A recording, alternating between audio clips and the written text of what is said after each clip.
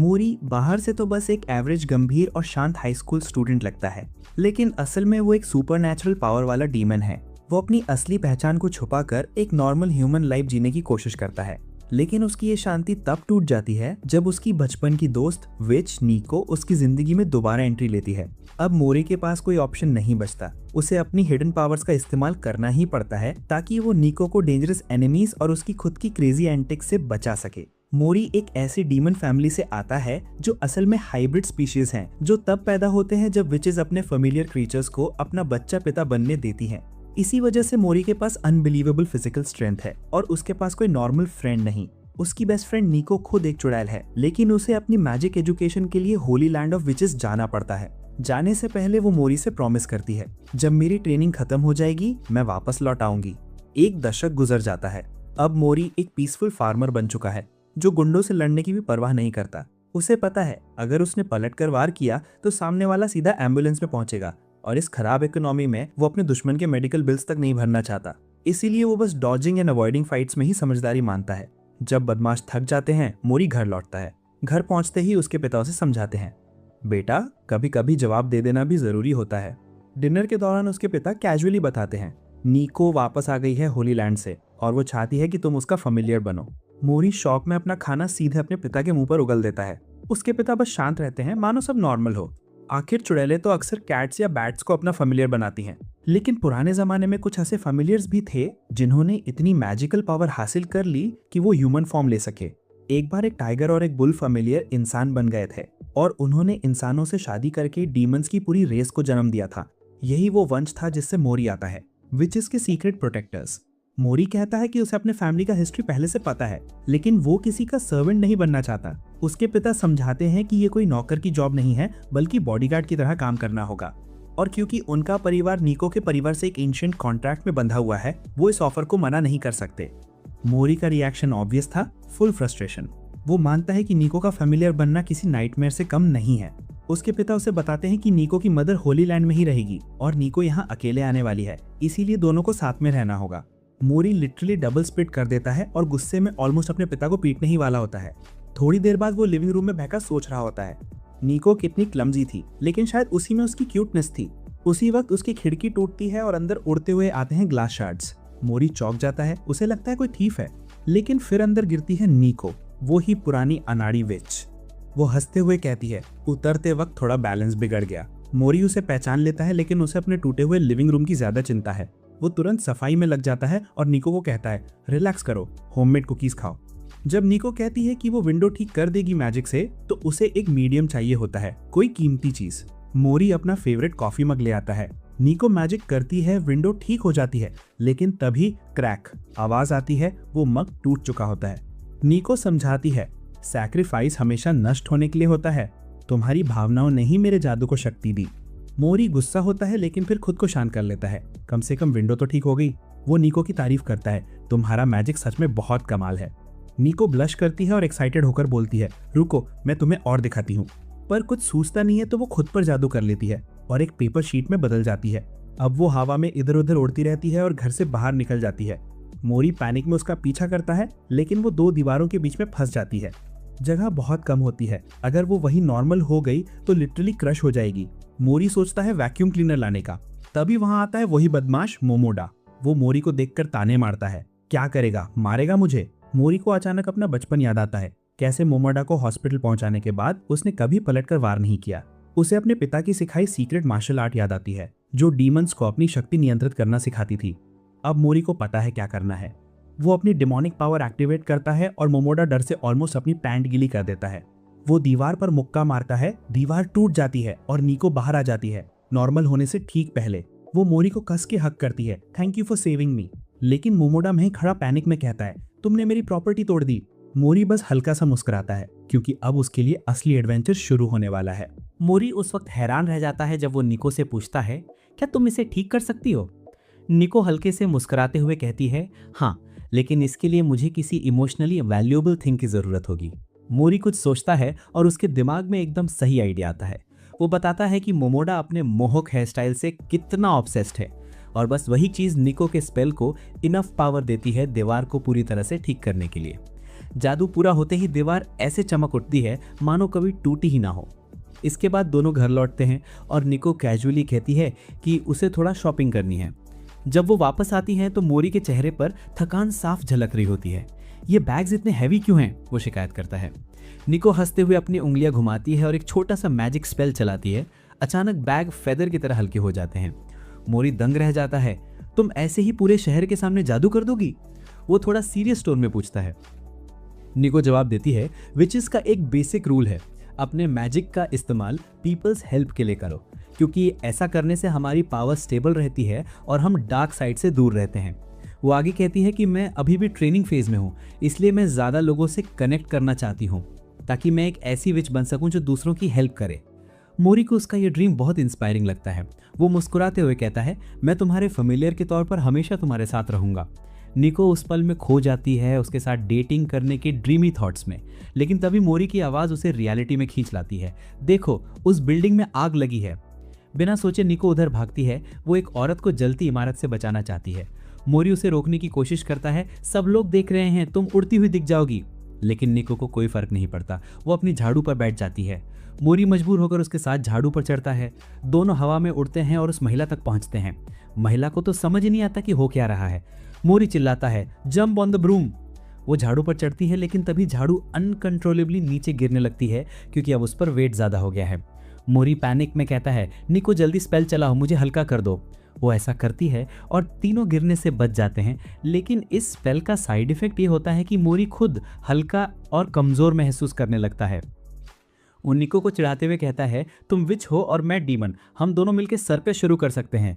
निको हंसती है, लेकिन उसे एहसास होता है कि झाड़ू अभी भी तीनों का वेट नहीं झेल पा रही है। वो ऑलमोस्ट गिरने ही वाली होती है, इसलिए खुद पर भी लाइट स्पेल डाल देती है। इससे उसकी जान तो बच जाती है, लेकिन उसके ब्रेन सेल्स का आधा लॉजिक उड़ जाता है। जिस औरत को उन्होंने बचाया था उसे अब तक कुछ समझ नहीं आता। उधर मोरी और निको को अचानक याद आता है, हमारा सामान तो बीच सड़क पर ही रह गया। वो तुरंत नीचे दौड़ पड़ते हैं, जबकि वो महिला कंफ्यूजन में आसमान देखती रह जाती है। जब तक वो दोनों घर पहुंचते हैं, स्पेल का असर खत्म हो चुका होता है और बैग पहले से भी ज़्यादा हैवी लग रहे होते हैं। निको अपनी मैजिक बुक निकालती है, फॉर्मूला चेक करती है और कंफर्म करती है कि स्पेल उल्टा पड़ गया। दोनों एक साथ कोलैप्स हो जाते हैं, लिटरली घुटनों के बल गिरते हुए। थोड़ी देर बाद वो संभलते हैं और रात में निको मोरी को सॉफ्टली कहती है, thanks for helping me today. मोरी बस हल्की मुस्कान देता है, लेकिन उसके मन में कुछ और चल रहा होता है। उसे अपने पिता की बात याद आती है। निको की माँ एक प्रॉफिट हैं। उन्होंने भविष्यवाणी की है कि 1 साल के अंदर निको पर एक बड़ी ट्रेजेडी आने वाली है और सिर्फ उसका फैमिलियर ही उसे बचा सकेगा। तब से मोरी ने ठान लिया है, वो उसे उसके खुद के जादुई केओस से भी बचाएगा। लेकिन निको को इसका अंदाजा तक नहीं। वो तो बस अपने फर्स्ट एंड ओनली लव के सपनों में खोई रहती है। अगले दिन मोरी और निको स्कूल पहुंचते हैं। निको बेहद एक्साइटेड है अपनी नॉर्मल स्टूडेंट लाइफ के लिए, और इसलिए भी क्योंकि अब वो मोरी के साथ एक ही क्लास में है। लेकिन उसकी ये एक्साइटमेंट मोरी के लिए प्योर ट्रबल बन जाती है। मोरी उसे अलग ले जाकर कहता है, प्लीज़ क्लास में ये मत बताना कि तुम विच हो। निको ब्लश करते हुए सोचती है कि शायद मोरी उसे प्रपोज करने वाला है, लेकिन रियलिटी बहुत बोरिंग निकलती है। फिर क्लास में उनकी टीचर यूरी आती है, एक स्ट्रिक्ट लेकिन चार्मिंग विप जो बाहर से काम रहती है पर अंदर से केओस का वोल्केनो है। वो कहती है, सब अपना इंट्रोडक्शन दो। क्लास में अजीब व गरीब स्टूडेंट्स अपने अपने अंदाज में बोलना शुरू कर देते हैं। मोरी क्वाइटली उनके बारे में नोट्स लिखने लगता है, लेकिन गलती से नाम गलत लिख देता है और करेक्शन करते वक्त उसका इरेजर टूट जाता है। निको को ये अडोरेबल लगता है। वो सीक्रेटली एक साइज एनहेंसिंग स्पेल डालती है ताकि उसकी मदद कर सके, पर उसका एम गड़बड़ा जाता है और जादू मोरी के बालों पर लगता है। अब मोरी दिखने लगता है जैसे गॉन, हंटर एंड हंटर का अडल्ट वर्जन। यूरी थोड़ा शॉक्ड होती है पर क्लास के सामने कुछ नहीं कहती। निको जल्दी से स्पेल कैंसिल करने की कोशिश करती है, लेकिन फिर गलती हो जाती है। इस बार स्पेल मोरी के चेहरे पर लगता है और उसका सिर लिटरली बॉबल हेड बन जाता है। मोरी को अब तक कुछ पता नहीं, लेकिन निको पैनिक में एक और स्पेल डाल देती है, जिससे उसका बायां हाथ डिस्प्रपोर्शनेट होकर जायंट साइज में ट्रांसफॉर्म हो जाता है। और तभी यूरी उसे बुलाती है, नेक्स्ट इंट्रोड्यूस योरसेल्फ। मोरी को अपना हाथ छिपाने के लिए ऐसा बिहेव करना पड़ता है जैसे वो कोई डिल्यूजनल 6th ग्रेडर हो जो खुद को सुपर हीरो समझता है। इंट्रोडक्शन के बाद वो चुपचाप अपना हाथ निको की डेस्क पर रखता है ताकि वो उसे नॉर्मल बना दे। लेकिन ठीक उसी समय यूरी उसका नाम लेती है और निको अचानक हल्क साइज में ट्रांसफॉर्म हो जाती है।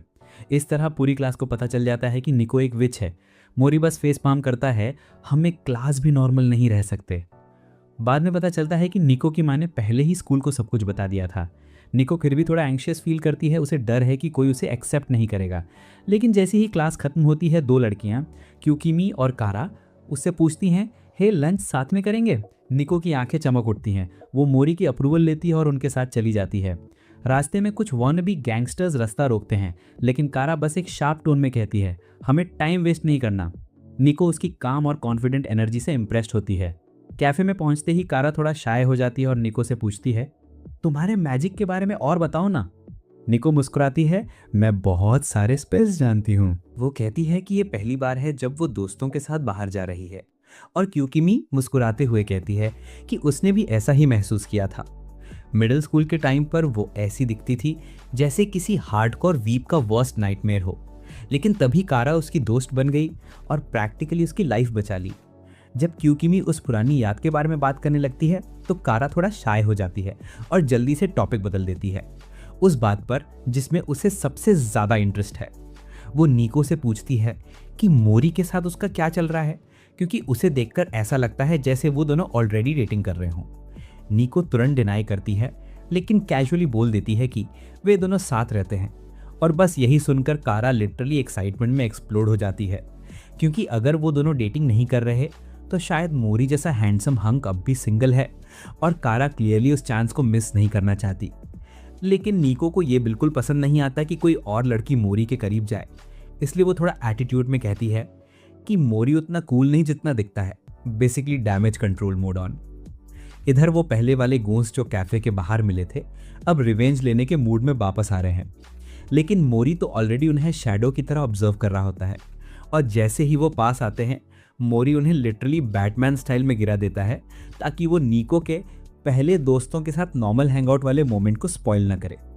अगले दिन आधी क्लास निको के चारों तरफ घिर जाती है, क्योंकि अब उनकी क्यूरियोसिटी ने उनके डर को पूरी तरह हरा दिया है। वहीं दूसरी तरफ कुछ क्वर्की स्टूडेंट्स मोरी के आसपास जमा हैं। सब चाहते हैं कि वो विच से कोई ऐसा स्पेल करवाए जिससे वो सुपर सायन बन जाए। तभी कारा वहां आ जाती है और कहती है, निको why don't you show them a little magic. और निको बिना टाइम वेस्ट किए एक स्पेल बोलती है जो ग्रेविटी को उलट देती है। मोरी के पास रिएक्ट करने का भी टाइम नहीं होता और पूरा क्लासरूम अचानक किसी इनफाइनाइट कैसल की तरह दिखने लगता है, लिटरली एक फैंटेसी डायमेंशन।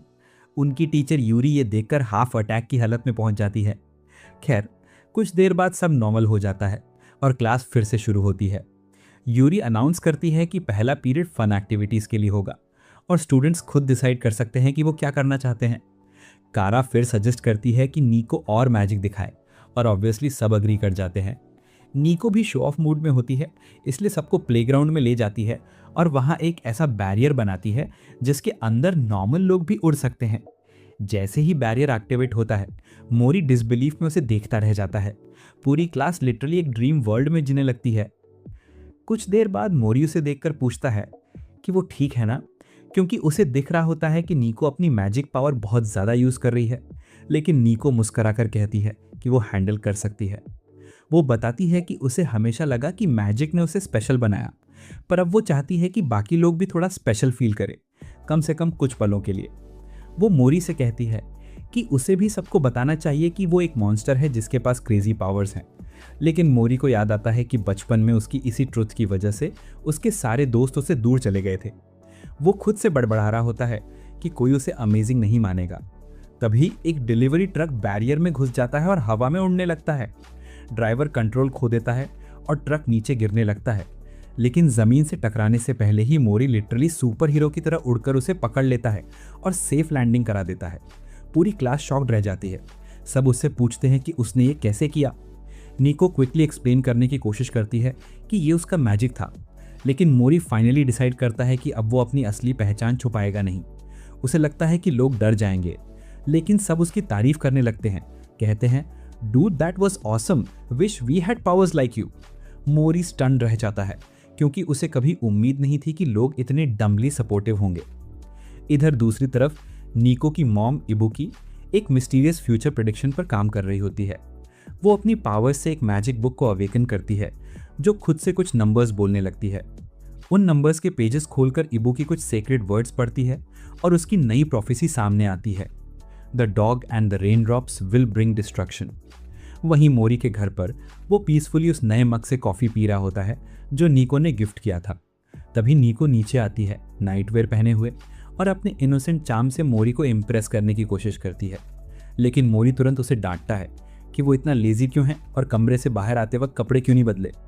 निको उदास हो जाती है और सोचती है कि मोरी को उसके फैशन सेंस से प्रॉब्लम है, इसलिए वो डिसाइड करती है कि उसे नए कपड़े चाहिए। लेकिन बाहर जाकर शॉपिंग करना बहुत टायरिंग है, तो वो एक मैगजीन में दिख रहे क्यूट ड्रेस को मैजिकली कॉपी करने का आइडिया निकालती है। प्रॉब्लम ये होती है कि स्पेल सिर्फ उस हिस्से पर काम करता है जो उसे मिरर में दिखता है, यानी पीछे का हिस्सा पूरी तरह ट्रांसपेरेंट है। निको को पता नहीं चलता और वो मोरी को अपना न्यू आउटफिट दिखाने के लिए नीचे जाती है। वो ऑकवर्ड तरीके से क्रैब की तरह चल रही होती है ताकि पीछे छुपा सके।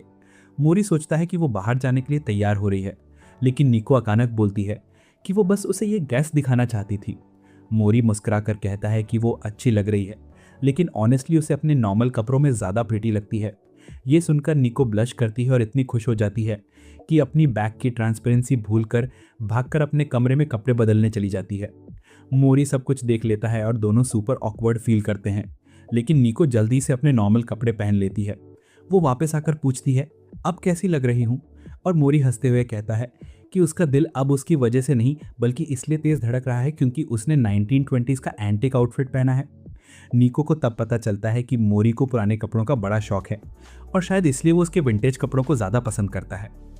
थोड़ी देर बाद उन्हें इबुकी से एक बड़ा पार्सल मिलता है जिसमें निको की सारी फेवरेट मैंगा बुक्स होती हैं। साथ में मोरी के नाम एक लेटर भी होता है जिसमें इबुकी ने उससे थैंक्स कहा है कि वो उसकी बेटी का ध्यान रख रहा है। वो बताती है कि विचेस की सेक्रेड लैंड असल में यहीं जापान में है और वो अपनी मैजिक बढ़ाने की कोशिश कर रही है ताकि अपनी अगली प्रोफेसी से निको की हेल्प कर सके। जब तक वो कोई परमानेंट सोल्यूशन नहीं ढूंढ लेती, वो चाहती है कि मोरी उसका ध्यान रखे। लेटर पढ़ने के बाद मोरी को एक रिस्पॉन्सिबल गार्डियन होने का एहसास होता है। वो डिसाइड करता है कि अब निको को खुद चीज़ें संभालना सीखना चाहिए, इसलिए वो उसके सामान उठाने में हेल्प करने से मना कर देता है। निको हार नहीं मानती। वो एक नया स्पेल बनाती है जिससे वो डबल वेट उठा सके बिना साइड इफ़ेक्ट्स के, लेकिन जब वो अपना क्लोन बनाती है तो उसका साइज़ आधा रह जाता है और उसके ब्रेन की आधी सेल्स गायब हो जाती हैं। नतीजा, हर क्लोन के पास बस एक ब्रेन सेल बचती है और अब असली केओस शुरू होता है। मोरी उसे बताती है कि ये मैजिक और भी पावरफुल है, लेकिन दोनों निको को इससे कोई फर्क नहीं पड़ता। दोनों एक बॉक्स साथ लेकर चलते हैं और फिर एक क्रेजी आइडिया सोचते हैं, क्लोनिंग का स्पेल खुद पर चलाकर 4 बॉक्स बना लें। अब दोनों छोटे निको के पास सिर्फ आधा आधा दिमाग बचता है, लेकिन फिर भी वो एक एक बॉक्स उठाकर खुश हो जाते हैं। मोरी ये देखकर तंग आ जाती है, जल्दी से सारे बॉक्स अंदर ले जाती है और बाकी निको की टुकड़ी हंसते हुए बोलती है, वाह, काम तो बड़े आराम से हो गया। मोरी तुरंत उन्हें नॉर्मल होने को कहती है, लेकिन वो जवाब देते हैं कि इसमें थोड़ा टाइम लगेगा। तभी मोरी इबुकी का लेटर पढ़ना शुरू करती है और उसकी हाल की भविष्यवाणी के बारे में जानती है, जिसमें लिखा होता है कि डॉग्स और रेन वाटर किसी बड़ी ट्रेजेडी की शुरुआत करेंगे। और तभी उसे एक नन्ही निको की चीख सुनाई देती है। एक डॉग उसका पीछा कर रहा होता है। मोरी बिना सोचे उसे बचाने दौड़ जाती है और डॉग के काटने के बावजूद वो निको को बचा लेती है। वो लापरवाह डॉग ओनर को गुस्से से घूरता है। तभी बाकी निकोज उसे घेर लेते हैं और रोने लगते हैं। कुछ ही पल में सारे निको फिर से एक हो जाते हैं ओरिजिनल निको में, जिसे अपनी गलती का एहसास होता है और वो मोरी से माफ़ी मांगती है। मोरी बस मुस्कुरा कर कहता है कि सब ठीक है क्योंकि उसे कोई चोट नहीं लगी। निको गिल्ट में कॉफ़ी बनाने चली जाती है। इस बीच मोरी फिर से इबुकी का लेटर और उसके साथ भेजा गया मैजिक सर्कल निकालता है। उस भविष्यवाणी में लिखा था कि जब तक ट्रेजेडी खत्म नहीं होती ये सर्कल गायब नहीं होगा और तब तक मोरी को सावधान रहना होगा। तभी बारिश शुरू हो जाती है, लेकिन निको का मूड अच्छा करने के लिए वो रेड बीन पेस्ट लेने का फैसला करती है क्योंकि वही उसकी फेवरेट कंफर्ट चीज़ है। मोरी चुपचाप उसकी प्रोटेक्शन के लिए उसके साथ निकलता है बिना उसे भविष्यवाणी बताए। रास्ते में वो अचानक निको से कहता है, अरे मेरी अम्ब्रेला के नीचे आ जाओ। निको का दिल एक पल को तेज़ी से धड़क उठता है। वो और भी खुश हो जाती है जब कारा उन्हें एक अम्ब्रेला शेयर करते हुए देख लेती है। फिर दोनों एक सुनसान जगह पर पहुंचते हैं। निको सोचती है कि अब शायद मोरी अपनी गलती मान लेगा, लेकिन तभी मोरी अचानक पीछे देखता है और कहता है, जो भी हमारा पीछा कर रहा है बाहर आओ। और तभी एक डॉग मास्क पहना हुआ शख्स बाहर आता है। मोरी तुरंत सतर्क हो जाता है, लेकिन निको उस मास्क को देखकर चौंक जाती है। वो तो वंडर, उसकी फेवरेट एनिमे की मेन कैरेक्टर जैसी लगती है। मोरी को इन बातों की परवाह नहीं, उसे सिर्फ ये समझ आ जाता है कि पीछा करने वाला बेहद पावरफुल है। अचानक दोनों में इंटेंस लड़ाई शुरू हो जाती है। पीछा करने वाला अपनी मैजिक वॉन्ड निकालता है और हवा को कंट्रोल करके मोरी को पीछे धकेल देता है। मोरी भी पीछे नहीं हटता, वो एक ज़बरदस्त शॉक वेव से पलटवार करता है, लेकिन वो हमला बस एक इल्यूजन होता है। असली मोरी तो पहले से ही उसके पीछे पहुंच चुका होता है। वो उसे हराने से पहले मास्क उतारने को कहता है और जैसे ही मास्क उतरता है सब हैरान रह जाते हैं। वो कोई और नहीं बल्कि निकू का पुराना दोस्त केन है, एक टेंगू यानी पहाड़ी आत्मा जिसे वो अपनी ट्रेनिंग डेज से जानती है। केन निकू को देखकर इमोशनल हो जाता है और मोरी से कहता है कि वो बस अपनी स्ट्रेंथ टेस्ट कर रहा था ताकि पता चले कि वो निकू की रक्षा कर सकता है या नहीं। वो ये भी कहता है कि अब वो भी उसकी प्रोटेक्शन के लिए आया है। जल्दी तीनों मोरी के घर पहुंचते हैं। केन मोरी की तरफ देखे बिना बस निकू से बातें करता रहता है, जिससे मोरी के अंदर हल्की जेलसी महसूस होती है। और तो और केन एक और हैमबर्गर मांगता है। मोरी गुस्से में उसके चेहरे पर गर्म पैटी फेंक देता है। केन भड़क उठता है, लेकिन मोरी को कोई फर्क नहीं पड़ता। वो बस पूछता है, अगर तुम सच में उसकी रक्षा करने आए हो तो छिप क्यों रहे थे? केन जवाब देने से बचता है। मोरी निकू से कहती है, इससे पूछो वरना मैं खुद पूछ लूंगी।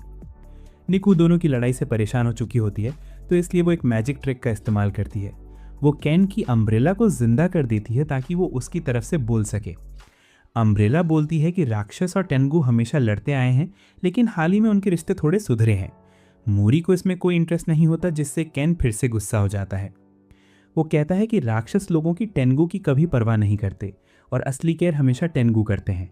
वो बड़बड़ाता है कि उसके पिता को ये देखकर कितना जेलसी होता है कि लिटरेचर और एनिमे में डीमंस और मॉन्स्टर्स तो इतने फेमस हैं, लेकिन टेंगू का कोई नाम नहीं लेता। मोरी उसे रोककर कहती है, टॉपिक पर आओ। तब कैन बताता है कि वो फेम और ग्लोरी पाने के लिए निकू की रक्षा अकेले करना चाहता था। निकू मुस्कुराकर उसे धन्यवाद देती है, लेकिन तभी अम्ब्रेला फिर धोखा दे देती है। वो बोल उठती है कि कैन की असली वजह ये नहीं थी, उसने ये काम इसलिए लिया क्योंकि उस पर इबुकी का बड़ा कर्ज था। जब कैन झेमकर अम्ब्रेला को चुप कराता है और फिर बोलता है कि उसने फोर्टनाइट स्किन्स पर बहुत पैसे खर्च कर दिए थे। निकू ऑकवर्ड हंसी हंसी हंसती है और चाय बनाने चली जाती है। जैसे ही वो जाती है, कैन मोरी को इबुकी की एक और भविष्यवाणी थमाता है, जिसमें लिखा है कि दुश्मन स्कूल के अंदर है। मोरी ये सुनकर डर जाती है, लेकिन कैन उसे समझाता है कि ये बात निकू को मत बताना क्योंकि उसका डर उसे डार्क रास्ते पर ले जा सकता है। तभी निकू वापस आती है और कैन फिर से मोरी के साथ पेटी राइवलरी शुरू कर देता है। मोरी उसे घर से बाहर जाने को कहता है और कैन उस पर रेसिस्ट होने का आरोप लगाता है। मोरी ठंडे अंदाज में जवाब देता है, मुझे टेंगुइस से इतनी भी परवाह नहीं कि मैं उनसे नफरत करूं। ये सुनकर कैन की आंखों में आंसू आ जाते हैं और वो भाग जाता है। निकू को ये अच्छा नहीं लगता, लेकिन उसे एक आइडिया आता है। वो स्नैक्स पर एक जादू करती है। अगर दो लोग उसे साथ खाएं तो वो अच्छे दोस्त बन जाएंगे, लेकिन ये स्पेल सिर्फ उस लड़के पर काम करता है जो पहले स्नैक खाता है। तो निकू प्लान बनाती है कि वो पहले मोरी को स्नैक्स खिलाए ताकि स्पेल काम करे। वो किसी तरह सफल हो जाती है, लेकिन मैजिक थोड़ा गड़बड़ कर देता है। दोस्ती की जगह मोरी के दिल में कुछ और ही फीलिंग्स जाग उठती हैं। कुछ ही सेकंड्स में एनिमे का जॉनर बदलकर बीएल बन जाता है। मोरी कैन के कंधों पर हाथ रखने की कोशिश करता है। कैन घबरा जाता है। भाई ध्यान चाहिए था पर इतना नहीं। वो मोरी को धक्का देकर घर से बाहर भाग जाता है। बाहर जाकर वो कुछ बच्चों को देखता है जो पेड़ पर फंसे गुब्बारे को घूर रहे होते हैं।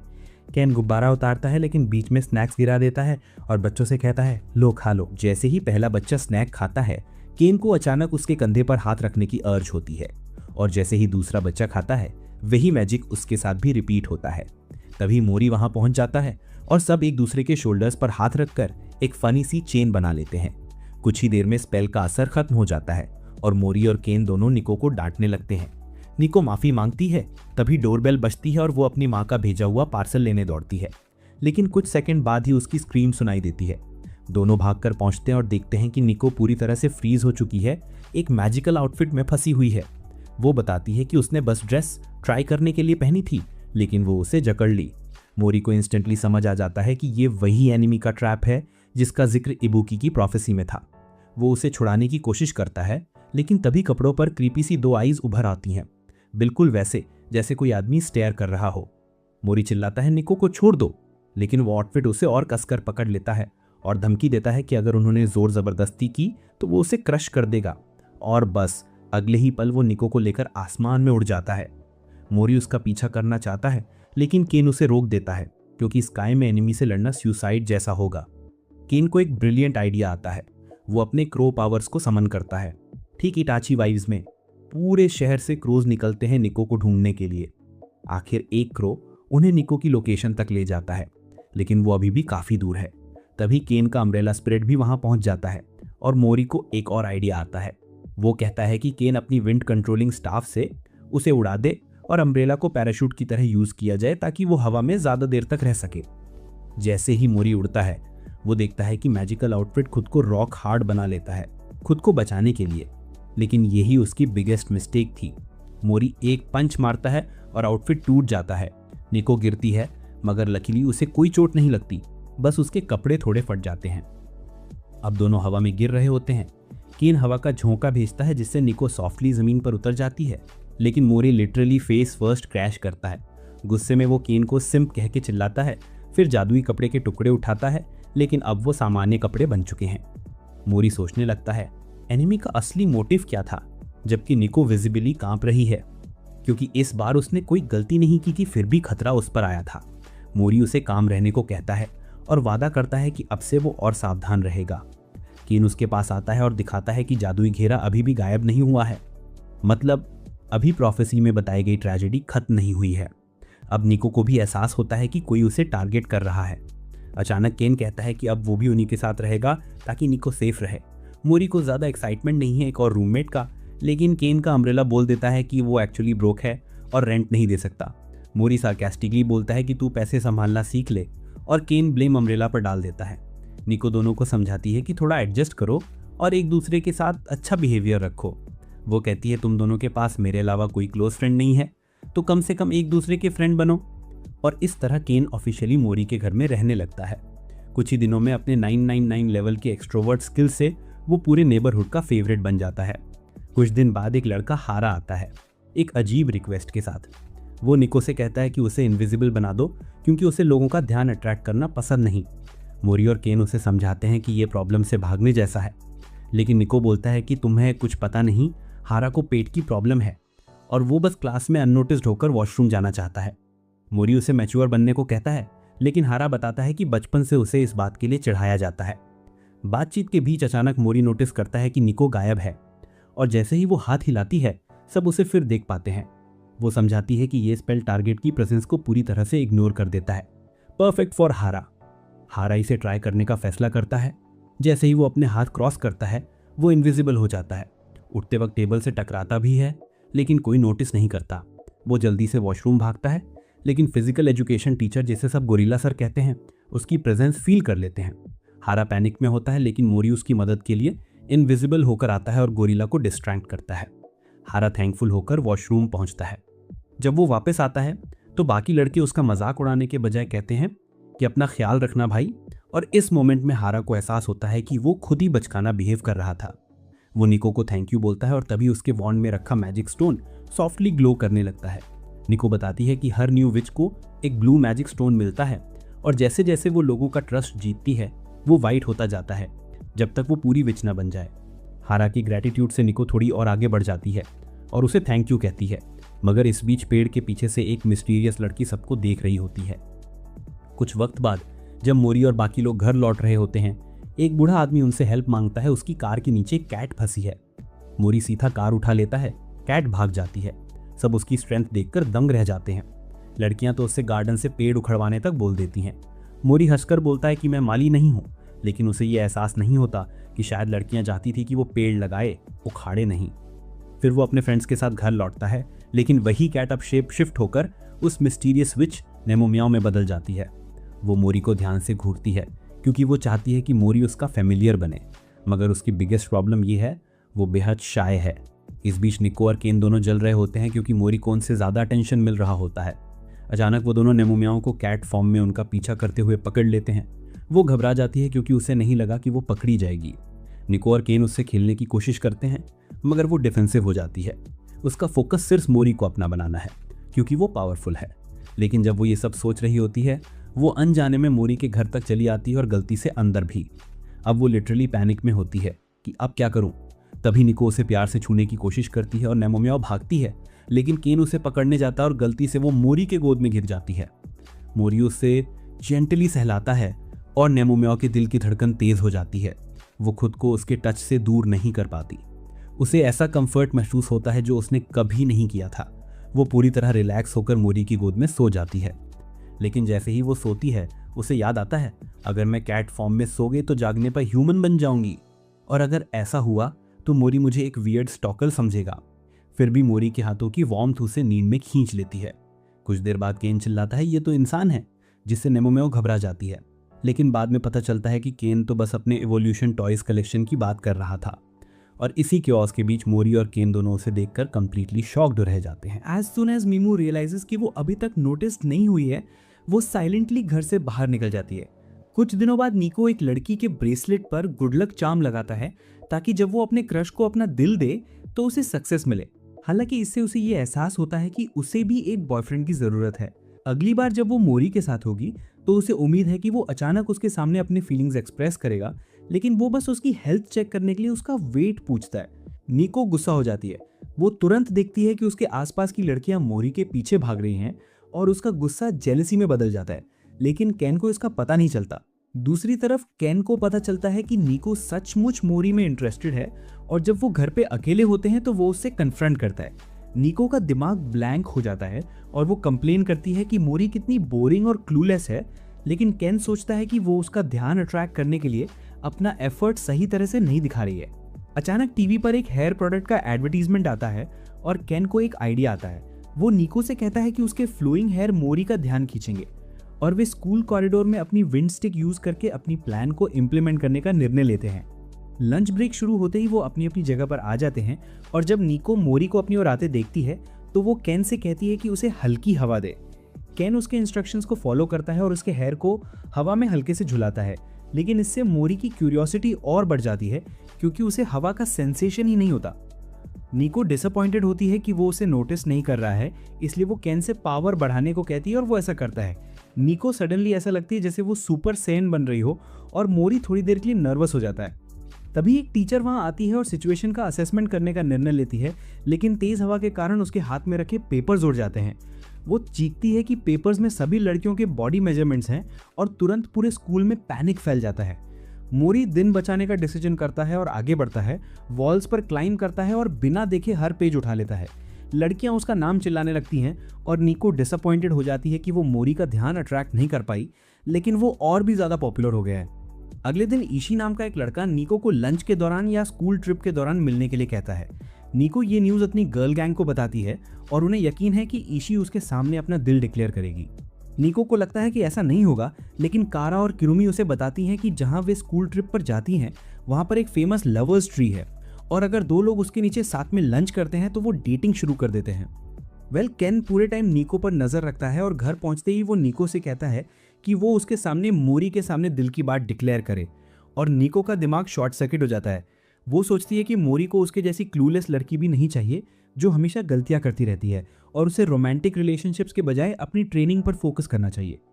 केन तुरंत उसकी बातों पर नाराज हो जाता है और उसे काम रहने को मनाता है। निको मानती है कि वो मोरी के सामने ओपनली अपनी फीलिंग्स डिक्लेयर करने और रिजेक्ट होने से डरती है। केन उसे ये भी बताता है कि एक बार मोरी ने इस टॉपिक पर उससे कहा था कि वो सिर्फ निको का अक्वेंटेंस और गार्डियन है, और उसके लिए फीलिंग्स रखना उसके काम में इंटरफेरेंस करेगा। ये सुनकर निको एम्बैरेस्ड हो जाती है और कहती है कि शायद मोरी रोमांस के बारे में सोचता भी नहीं। हालांकि केन उसे बताता है कि मोरी एक जेन्युइन पर्सन है जो अपनी ट्रू फीलिंग्स छुपा रहा है। उसे यकीन है कि मोरी निको को उसके लिए वैल्यूएबल समझता है और उसे अपनी फीलिंग्स एक्सप्रेस करने के लिए एक जेंटल पुश की जरूरत होगी। स्कूल ट्रिप का दिन जल्दी आता है और रास्ते में निको मोरी को बताता है कि किसी ने उसे लवर्स ट्री के नीचे मिलने के लिए कहा है। मोरी डिसअपॉइंटेड होता है और पूरी तरह इंडिफरेंट हो जाता है, यहाँ तक कि मीटिंग के दौरान उसकी सेफ्टी भी इग्नोर करने का डिसीजन कर लेता है ताकि निको थोड़ी प्राइवेसी फील करे। वो उससे पूछता है कि क्या वो किसी और लड़के के साथ डेटिंग करने से ऑब्जेक्ट करेगा, और मोरी जवाब देता है कि वो बस ये चाहता है कि निको एक नॉर्मल स्कूल गर्ल की तरह एंजॉय करे। वो उसकी बातों से अपसेट होकर वहां से चला जाता है, लेकिन मोरी का मूड उसके जाने के बाद उदास हो जाता है। जब क्लास अपने डेस्टिनेशन पर पहुंचती है और रिलैक्स करती है, मोरी को एक लड़का दिखता है जिसके पेपर बैग पर मार्क्स हैं, और वो तुरंत पूछता है कि क्या उसे एयरफोर्स या कुछ और पसंद है। कागो नाम का ये लड़का हार्डकोर रेडिटर निकला जिसे रॉक म्यूजिक और स्पेसिफिक सब कल्चर्स का इंटरेस्ट है। उसकी मोरी से एनकाउंटर होती है जिसे विंटेज फैशन पसंद है, और रॉक फैशन उन सब कल्चर्स में से एक है जिसमें उसकी इंटरेस्ट है। दोनों तुरंत दोस्त बन जाते हैं और मोरी वहां से चला जाता है नया दोस्त पाकर खुश है। अचानक उसकी क्लास की एक लड़की उसके पास आती है और उससे बात करना चाहती है, और इनडिफरेंट चैट उसके पीछे पीछे चलता है। इसी बीच निको लवर्स ट्री के पास ईशी से मिलने जाती है और वो बहुत नर्वस होती है। हालांकि ट्री कोई सीक्रेट स्पॉट नहीं बल्कि एक एयरपोर्ट जैसी प्लेस है जहां पर हर कोई अपनी लक ट्राई कर रहा है। निको का इंतजार पूरी क्लास कर रही है और वो लुलू के पास जाती है ये सोचकर कि वो सब अपनी गलती एक्सेप्ट करने आए हैं, लेकिन पता चलता है कि वो बस उससे एक लकी साइन चाहते हैं ताकि उनके प्रपोजल्स में सक्सेस मिले। निको तुरंत भाग जाती है क्योंकि वो इतने बड़े ग्रुप की रिस्पॉन्सिबिलिटी नहीं लेना चाहती और सभी उसके पीछे चल पड़ते हैं। वो छोटी बनकर हाइड करती है और फिर ब्रूम पर फ्लाई करती है, लेकिन वो किसी के चेस्ट से कोलाइड करके उसकी पॉकेट में गिर जाती है और कोइंसिडेंटली वो कोई और नहीं बल्कि खुद मोरी होता है। उसे यहाँ लाने वाली लड़की ओपनली उससे बॉयफ्रेंड बनने का रिक्वेस्ट करती है और निको का दिल तेजी से बीट करता है ये सोचकर कि वो क्या रिप्लाई देगा। मोरी कहता है कि वो उस लड़की को डेट नहीं कर सकता क्योंकि वो उसे जानता तक नहीं है, और फिर लड़की पूछती है कि क्या उसे कोई पसंद है। मोरी साफ साफ कह देता है कि उसे कोई भी रोमांटिकली पसंद नहीं है। ये सुनकर निको का दिल थोड़ा गिर जाता है, लेकिन तभी मोरी कहता है कि कोई है जिसे वो प्रेशियस समझता है। निको को तुरंत केन की बात याद आती है कि मोरी उसे प्रेशियस मानता है और जिस तरह से वो उसका डिस्क्रिप्शन करता है उससे साफ जाहिर होता है कि वो उसी के बारे में बात कर रहा है। लड़की बताती है कि उसकी फीलिंग्स प्यार से ज़्यादा अलग नहीं लगती और पूछती है कि क्या उसके साथ कभी ऐसा पल आया था जब उसे उससे लव हुआ था। मोरी इस बारे में सोचने लगता है, लेकिन निको को वो पल विविडली याद है जब उसे मोरी से प्यार हुआ था। ये वो दिन था जब उसके पिता ने उसका परिवार छोड़ दिया था क्योंकि वे घर में 2 विचेस के साथ रहना बर्दाश्त नहीं कर सकते थे, क्योंकि उनकी मैजिकल पावर्स अनकंट्रोलेबल हो गई थी और उन्होंने उनके घर को तबाह कर दिया था। निको रोई क्योंकि उसे लग रहा था कि उसकी पावर्स की वजह से सब उससे नफरत करेंगे और वो चाहती थी कि उसके पिता उसे फिर से अपनी बाहों में उठाएं। तभी मोरी ने उसे हक किया और उसे ऊपर उठाया और इसी पल उसने मोरी से प्यार करना शुरू कर दिया था। जैसे ही निको इस फ्लैशबैक से बाहर आती है वो मोरी के दिल से ग्लोइंग लाइट निकलती हुई देखती है। वो अपने फेस को देखने बाहर आती है और मोरी को मुस्कुराते हुए पाती है क्योंकि उसने निको से प्यार करना शुरू कर दिया था। वो उसे ऐसे ही छोड़ देता है और तभी निको को एहसास होता है कि उसका मैजिक खत्म होने वाला है। वो उड़ जाती है, लेकिन मैजिक फेड होने से ठीक पहले हवा का एक स्ट्रॉन्ग गस्ट उसे वापस मोरू की ओर पुश करता है। मोरी उसे देखकर शॉक्ड होता है, लेकिन वो उसे पकड़ने में सफल हो जाता है और निको के पेट में बटरफ्लाईज उड़ने लगती हैं। कुछ दिनों बाद केन और निको अपना यूट्यूब चैनल शुरू करते हैं और उनकी कंटेंट पूरी तरह रैंडम और कियोटिक होती है। मोरी उन्हें इस बारे में डिस्कस करने का निर्णय लेता है और केन बताता है कि पार्क में एक होमलेस मैन ने उसे बताया था कि वो यूट्यूब वीडियोस से ईजिली पैसे कमा सकता है। मोरी उन्हें बताता है कि एक सक्सेसफुल यूट्यूबर बनना आसान नहीं है और वो उनके चैनल की कंटेंट क्वालिटी इवैल्यूएट करता है। पता चलता है कि वे अपने वीडियोस के लिए रैंडम चीज़ें रिकॉर्ड कर रहे हैं जिनमें कोई कंटिन्यूटी नहीं है और उनका थंबनेल गेम भी वीक है। मोरी उन पर गुस्सा हो जाता है कि उन्होंने यूट्यूब चैनल स्टार्ट करने से पहले बेसिक प्रिपरेशन तक नहीं की। उनके बेस्ट वीडियोस पर सिर्फ 15 व्यूज़ और 3 कमेंट्स हैं और ये सभी उनके दोस्तों के हैं। मोरी उनका वीक कंटेंट से फ्रस्ट्रेटेड हो चुका है और उन्हें एडवाइस करता है कि वे ऐसे वीडियोस बनाएं जो यूनिक हों और अपनी मैजिकल पावर्स दिखाए बिना ऑडियंस का दिल जीतें। केन और निको कहते हैं कि उनके पास कोई यूनिक आइडिया नहीं है और मोरी उन्हें किसी ऐसे पर्सन से मिलवाने का फैसला करता है जो इसमें मदद कर सके। अगले दिन वो उन्हें केगो से मिलवाता है और कहता है कि वो उनके यूट्यूब चैनल में मदद कर सकता है। केगो कंफर्म करते हुए कहता है कि उसका भी एक यूट्यूब चैनल है और वो अलग अलग टॉपिक्स पर काम करता है, लेकिन फिर वो ऐसे बिहेव करता है जैसे वो इस दुनिया में अकेला और यूनिक पर्सन हो। केगो जितना अपने बारे में बात करता है केन उतना ही इरिटेट हो जाता है और जब उससे रहा नहीं गया वो गुस्से में उसके बाल खींचते हुए कहता है कि उसे अपने वीडियोस दिखा दे। केगो इतना एम्बैरस हो जाता है कि वो केन की बात मानता है। वो एक वीडियो ओपन करता है जिसमें वो फिल्म रिव्यू करता है, लेकिन डायरेक्टर्स के बारे में बात करने के बजाय वो डायरेक्टर्स और फिर खुद के बारे में बकबक करना शुरू कर देता है कि वो कितना पिक्यूलियर इंसान है जिसकी पसंद अनोखी है। केन इससे परेशान होता है और वीडियो क्लोज करने की कोशिश करता है और केगो से कहता है कि अगर उसे खुद की बातें सुनना पसंद है तो उसे थेरेपी लेनी चाहिए। वो कहता है कि केगो के इतने व्यूज़ भी नहीं हैं इसलिए वो उनकी मदद नहीं कर सकता, लेकिन मोरी उसे स्कोल्ड करता है और कहता है कि केगो उसके जैसे एमेचर से कहीं ज़्यादा प्रोफेशनल है। फिर उसकी नज़र एक वीडियो पर पड़ती है जिस पर बहुत सारे व्यूज़ हैं और केगो बताता है कि ये एक गेम के बारे में था जो उसने बनाया था और वो वीडियो वायरल हो गया, जिससे मोरी को एक आइडिया आता है। सबसे पहले वो केगो को निको और केन को एडिटिंग, थंबनेल्स और यूट्यूब के लिए ज़रूरी चीज़ों के बारे में डिटेल में सिखाने के लिए कहता है। इसके बाद मोरी उन्हें बताता है कि वे वो गेम प्ले करेंगे जो केगो ने उनके वीडियोस के लिए बनाया था। वो केगो से कुछ टूल्स बोरो करता है और फिर एक ग्रीन स्क्रीन बैकग्राउंड सेट करता है।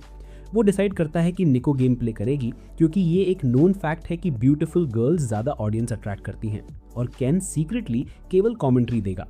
शूटिंग के बाद मोरी और केगो साउंड मिक्सिंग और एडिटिंग करते हैं और फाइनल वीडियो यूट्यूब पर वायरल हो जाता है।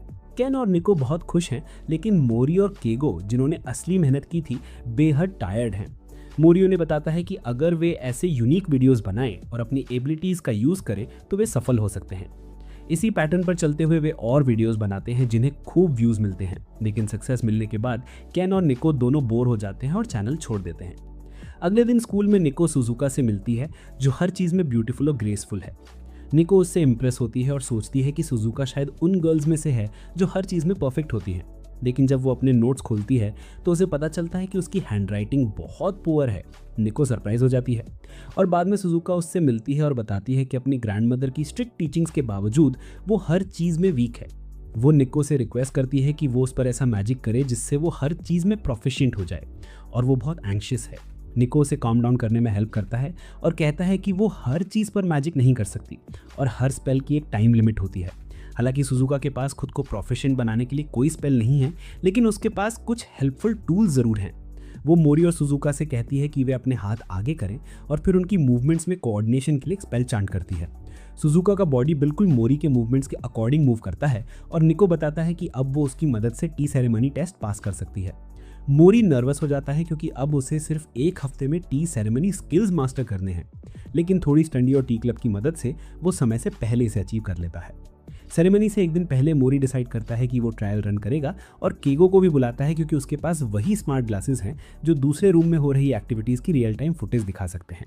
लेकिन इससे पहले कि वे प्रैक्टिस शुरू कर पाते, सुजुका दौड़ती हुई आती है और अनाउंस करती है कि उसकी ग्रैंडमदर ने प्रोग्राम चेंज कर दिया है और एग्जाम आज ही होने वाली है। सभी थोड़ा नर्वस हो जाते हैं, लेकिन वे अपनी ओरिजिनल प्लान पर आगे बढ़ने का फैसला करते हैं। सुजुका अपनी ग्रैंडमदर को रिप्लाई भी नहीं दे पाती क्योंकि उसका माउथ भी मोरी के साथ सिंक हो गया है। निको उसे गाइड करती है कि हर बात पर बस हाँ दादी कह दे, और जब सुजुका पूछती है कि क्या वो उसे बोर कर रही है, तब भी वो पैरट की तरह जवाब देती है। ये सुनकर बूढ़ी वुमन इरिटेट हो जाती है और सुजुका को तुरंत रिचुअल शुरू करने के लिए कहती है। पहला स्टेप है डोर ओपन करना और इसके 3 पार्ट्स हैं, लेकिन मोरी ने प्रैक्टिस नहीं किया है और वो समझ नहीं पाता कि सुजुका क्या टच कर रही है, इसलिए उसे काफ़ी स्ट्रगल करना पड़ता है। सुजुका बार बार डोर स्क्रैच करती है जिससे बूढ़ी वुमन डर जाती है और अचानक मोरी पूरी ताकत लगाकर उसे ओपन कर देता है।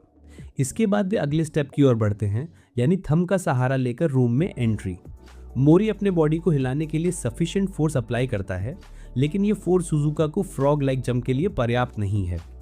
अगले स्टेप में सुजुका को कैंडी खानी होती है और मोरी उसे इसे स्किलफुली परफॉर्म करने में गाइड करता है, लेकिन किसी क्लेवर पर्सन ने कैंडी की जगह कुकी रखने का आइडिया सोचा ताकि एक्सपीरियंस एनहांस्ड हो। मोरी कुकी काटता है और स्वॉलो कर लेता है और सुजुका भी ऐसा ही करती है, लेकिन हार्ड कैंडी के कारण वो इसे टॉलरेट नहीं कर पाती और सडनली सब कुछ स्पिट कर देती है। ये देखकर बूढ़ी वुमन वरीड हो जाती है, लेकिन टी सेरेमनी समहाउ जारी रहती है। अगला स्टेप है टी पीना और मोरी इसे बड़ी स्किल से मैनेज करता है, लेकिन उसे पता भी नहीं होता कि सुजुका के लिप्स पर टी स्पिल हो गई है। वो सेरेमनी को इनकम्प्लीट मेकअप किए हुए जोकर की तरह पूरा करता है और ग्रैंड मदर उसे डिसअपॉइंट करती हैं। तभी एक डेंजरस हॉर्नेट रूम में फ्लाई करता है और बूढ़ी वुमन पर अटैक करने की धमकी देता है, लेकिन हॉर्नेट को स्टिंग मारते देख बूढ़ी वुमन डर जाती है। मोरी उसकी मदद करना चाहता है और अचानक उसे एक आइडिया आता है। वो अपने आसपास जो भी ऑब्जेक्ट्स हैं उन्हें उठाता है और सुजुका एक स्पून पिक करती है। मोरी उसे एक प्रिसाइज और ब्यूटीफुल मार्शल आर्ट्स मूव से हॉर्नेट पर स्ट्राइक करने में गाइड करता है और ये ट्रेडिशनल स्ट्रिक्ट ग्रैंडमदर को चौंकाने के लिए पर्याप्त होता है। वो अनाउंस करती है कि सुजुका ने उसकी एग्जाम पास कर ली है क्योंकि उसने रियल लाइफ सिचुएशन में मार्शल आर्ट्स का एक शानदार डेमोन्स्ट्रेशन दिया। अगले मंथ कान अपना रेंट नहीं दे पा रहा है क्योंकि उसने अपना सारा अलाउंस बेकार की चीज़ों पर वेस्ट कर दिया है और वो मोरी से फ्री में रहने की रिक्वेस्ट करता है। हालांकि मोरी मना कर देता है और कहता है कि वो अपने बॉडी से रेंट पे करे। कान नर्वस हो जाता है क्योंकि उसे लगता है कि मोरी चाहती है कि वो उसका बॉटम बने, लेकिन मोरी उसे एक पार्ट टाइम जॉब का एप्लीकेशन थमा देता है जिसमें एक एथलेटिक टीनेजर को हीरो का कॉस्प्ले करना होता है। कान नखरे दिखाता है कि वो कोई भी काम नहीं करना चाहता क्योंकि इससे वो बड़ा हो जाएगा और ग्रोन अप्स बोरिंग होते हैं। कान ऑडिशन के लिए जाता है और डायरेक्टर को इम्प्रेस करता है, जो बताता है कि वो उसे वैसे भी एक एक्स्ट्रा रोल के लिए लेने वाला था, लेकिन उसकी स्किल्स देखकर अपनी प्लान बदल दी। अब वो चाहता है कि कान उनके लीड एक्टर की जगह ले ले, जो हाल ही में इंजर्ड हो गया था, और कान अपनी लक पर बिलीव नहीं कर रहा है। रिहर्सल शुरू होती है। कान देखता है कि शो एक बोरिंग ऑफिस वर्कर की लाइफ पर आधारित है, लेकिन जैसे ही एक को वर्कर मैरिड हीरो के साथ फ्लर्ट करने लगती है, शो इंटरेस्टिंग होने लगता है। हालांकि जैसे ही कान को लगता है कि सब ठीक है, ब्यूटीफुल गर्ल विलन बन जाती है और लड़ने की उसकी बारी आती है। वो तुरंत पहले बॉस को हरा देता है और डायरेक्टर को उसे कहना पड़ता है कि वो उस हिस्से तक पहुंचने से पहले गून से फाइट करे। इस बार कान अपने गूंस का काम जल्दी खत्म कर देता है और फिर कहानी हीरो की बोरिंग लाइफ पर लौट आती है, जिसे उसका बॉस लेक्चर देता है और वो अपनी वेडिंग एनिवर्सरी भूल जाता है। उसकी वाइफ इस पर गुस्सा हो जाती है और उसे कुछ अनयूजुअल पनिशमेंट्स देती है और कान ये सब टॉलरेट नहीं कर पाता।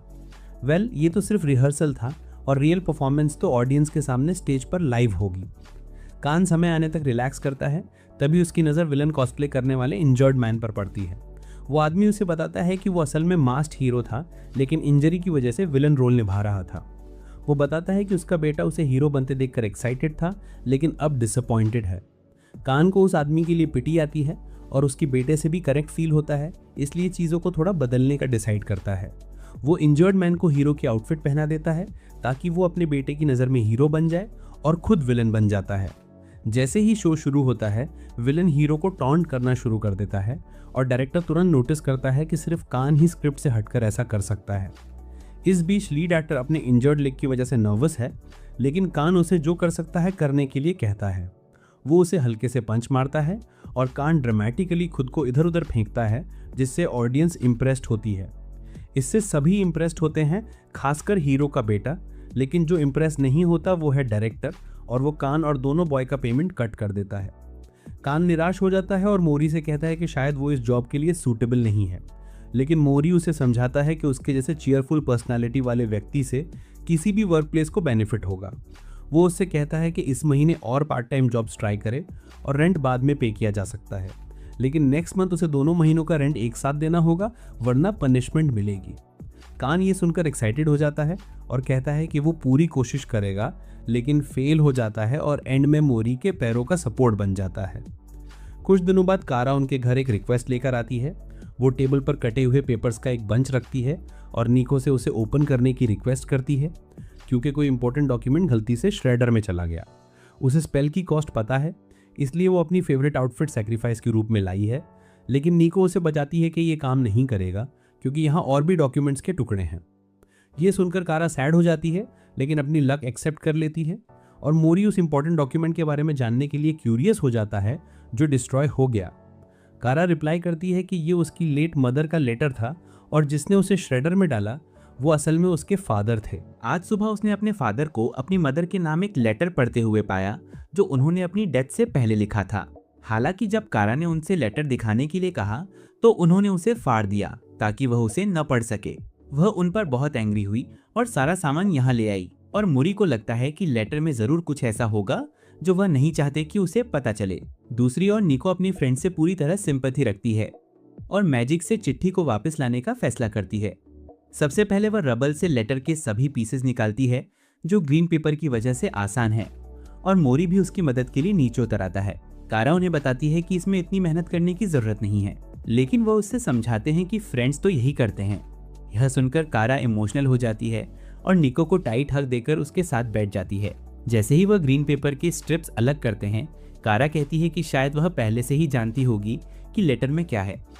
वह बताती है कि एक बार जब वे अपने रिलेटिव से मिलने गए थे तो उसने किसी को यह कहते हुए सुना कि कारा उसकी मदर की प्रीवियस मैरिज से पैदा हुई थी और उन्होंने ये बात उसे छुपाई ताकि वह अपने नए फादर के साथ घुल मिल सके। कारा कहती है कि उसे इस बात से कोई डिफरेंस नहीं पड़ता कि उसके फादर उसके बायोलॉजिकल फादर नहीं है, क्योंकि वह उन्हें अपना रियल फादर मानती है। लेकिन मोरी कहता है कि शायद उसे इस बात की उससे ज़्यादा केयर है जितना वह सोचती है। खैर, आखिरकार वह लेटर के सभी पीसेस सेपरेट करने में सफल हो जाते हैं और फिर निको उन्हें फिक्स करने के लिए मैजिक करती है। कारा फाइनली अपनी मदर का लेटर पढ़ पाती है और उसमें एक शॉकिंग रेवलेशन होता है जिसके लिए वह रेडी नहीं थी। पता चलता है कि वह अपने फादर की प्रीवियस मैरिज से पैदा हुई थी और उसकी रियल मदर उसे जन्म देने के कुछ समय बाद ही गायब हो गई थी। उसके फादर ने अकेले फादर के रूप में उसकी देखभाल की जब तक कि उन्हें कोई ऐसा व्यक्ति नहीं मिला जो उनकी रिस्पॉन्सिबिलिटी शेयर करने को तैयार हो।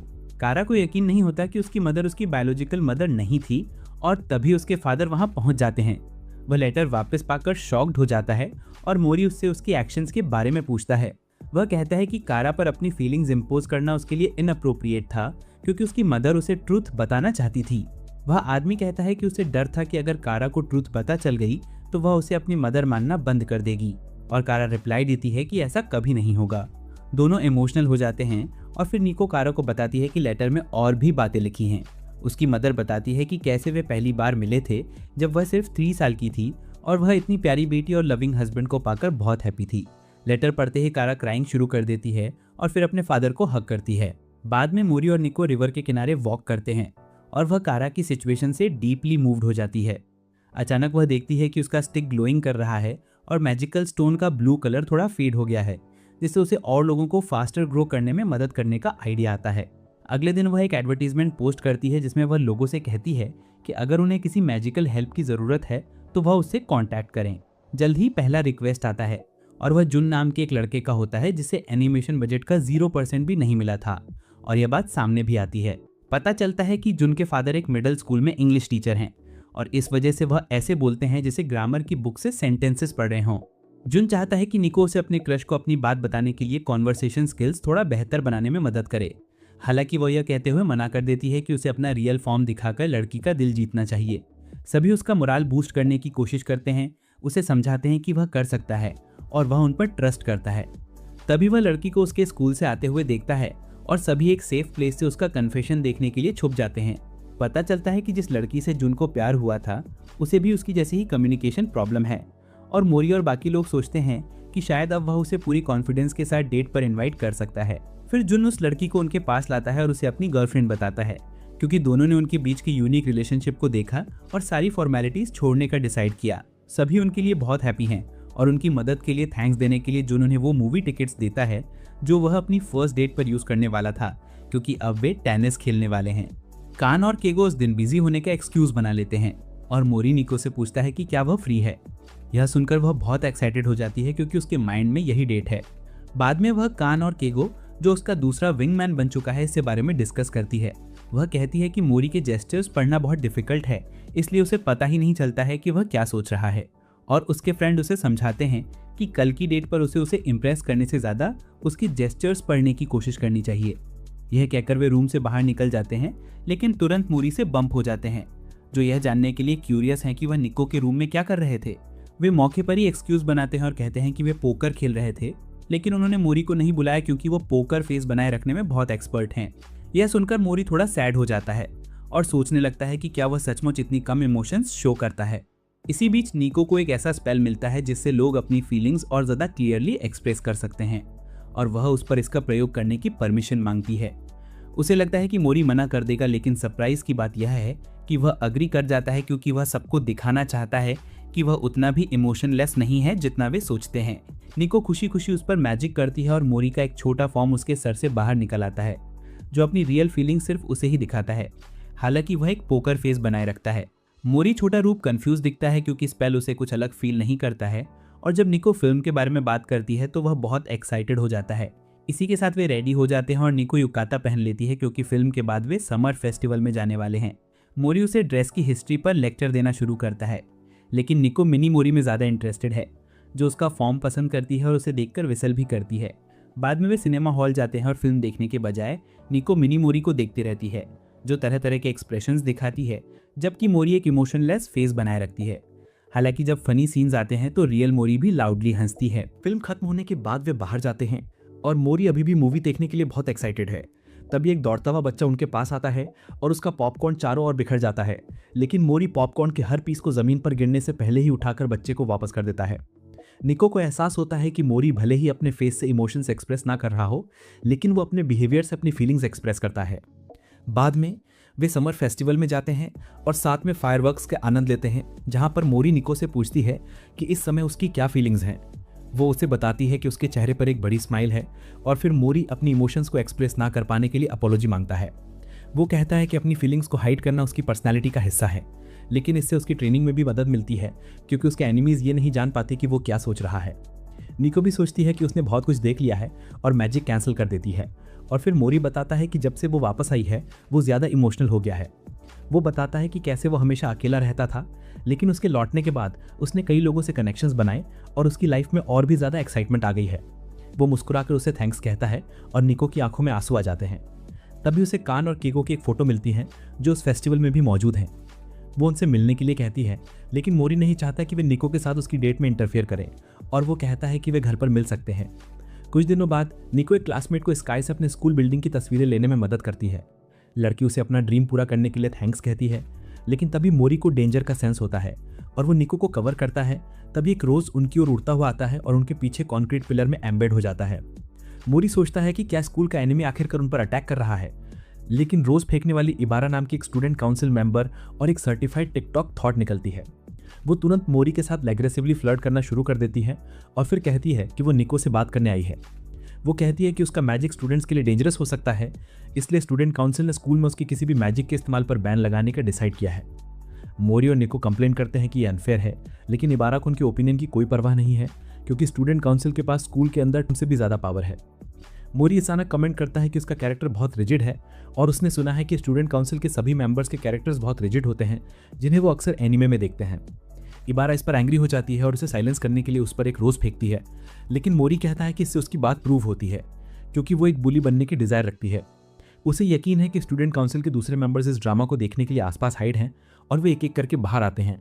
सबसे पहले एक लड़का आता है जिसका बिजार एक्सेंट, क्लोज्ड आइज और स्मार्ट लुक देखकर मोरी को एहसास होता है कि वो ऐसा लड़का है जो चेहरे पर स्माइल ले किसी को भी डिसीव कर सकता है। इसके बाद दो ट्विन सेक्रेटरीज हैं, जिनमें से एक यूरोपियन सुंडरे लॉली है जबकि दूसरी Japanese goth lolly. Student council का एक टैलेंटेड हैकर भी है जो भी एलिमेंट्री स्कूल में है, एक पावरफुल क्रूअल पर्सन जिसका EQ रूम टेम्परेचर जितना ही है, एक किलर साइकोपैथ जिसे नाइफ लिक करना पसंद है और एक आदमी जो बिना किसी रीजन के एक मिस्टीरियस रोबोट होने का प्रिटेंड करता है। इस पॉइंट पर मोरी को ट्रोप्स की संख्या कभी समझ नहीं आती और वो रियलाइज करता है कि वे केवल जोकर्स नहीं बल्कि एक फुली डेवलप्ड सर्कस हैं।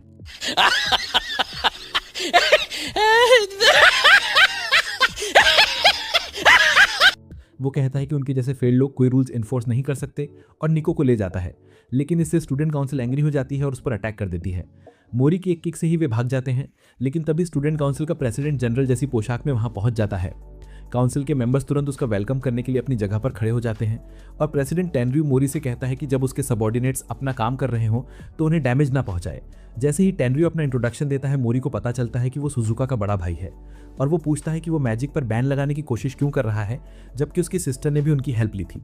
टेनरयू काम और कैरिज्मेटिक होने का प्रिटेंड करता है, लेकिन एंड में वो बताता है कि स्टूडेंट काउंसिल के मेंबर्स निको से जेलस हैं क्योंकि वो भी स्टूडेंट्स की हेल्प करना चाहते हैं और पॉपुलर होना चाहते हैं, लेकिन वो उनसे पहले ही सबकी हेल्प कर रही है। इस पॉइंट पर स्टूडेंट काउंसिल की हर एक्टिविटी मोरी को गुस्से में भर देती है, लेकिन उसे लगता है कि टेनरयू लॉजिकली सोच सकता है।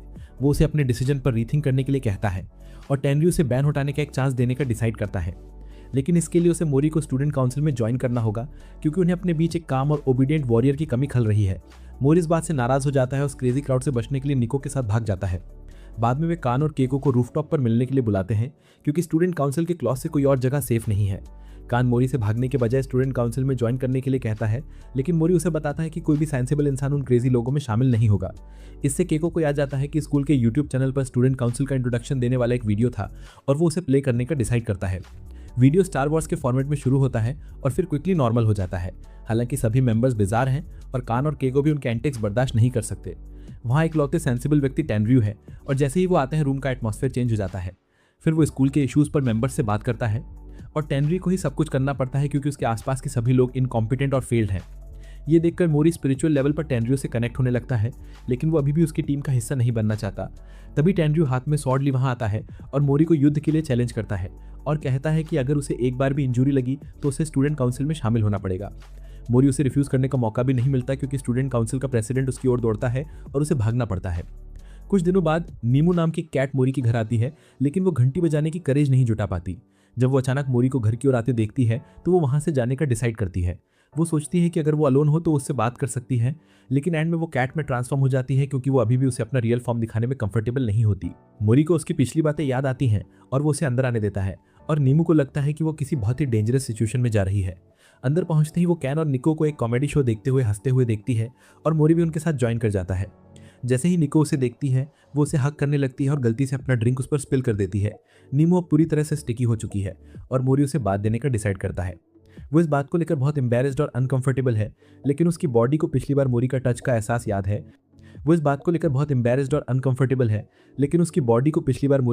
एहसास याद है। इसलिए जैसे ही मोरी कहता है कि उसके पास स्पंज नहीं है और वो अपने हाथों से कैट को नहलाएगा, नीमो बिना हेजिटेशन के उसके पास चल पड़ती है क्योंकि वो उसके टच के लिए बहुत ईगर है। उसे बहुत अच्छा लगता है जब मोरी उसे नहलाता है, फिर उसे ड्राई करता है और फिर से सो जाती है।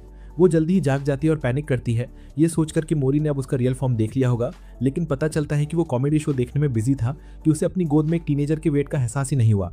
नीमू जल्दी से घर से बाहर निकलती है, अपनी डिजायर्स के आगे सकम कर देती है और उन्हें पूरा करने की करेज नहीं जुटा पाती।